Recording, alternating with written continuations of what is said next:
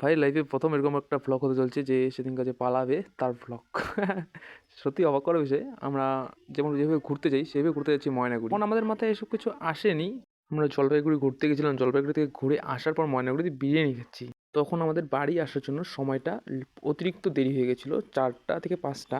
তো চিন্তা করতেছে তখন বাড়ি আসা যাবে কি যাবে না। তখন ডিসিশনটা আমি নেই যে ঠিক আছে আজকে তোমাকে বাড়ি যেতে হবে না, তুমি আমার সাথে আমাদের বাড়ি চলো। তখনই ডিসিশনটা আমরা নেই খেতে খেতে। তখনই আমাদের প্ল্যানটা হয়। আমার কাছে যতটা সহজ মনে হচ্ছিল কিন্তু ওর কাছে ততটাও কঠিন মনে হচ্ছে। তারপর ও ফাইনালটা নিয়ে বললে ঠিক আছে যাবো, আমাকে কিছু শপিং করে দিতে হবে। ভাই এটা কোন দামে সেটা আমি জানি না। সে একটা নতুন বাড়ি যাবে, সেখানে তার প্রয়োজনীয় জিনিসপত্র নিয়ে যাবে, এটা তার পার্সোনাল বিষয়।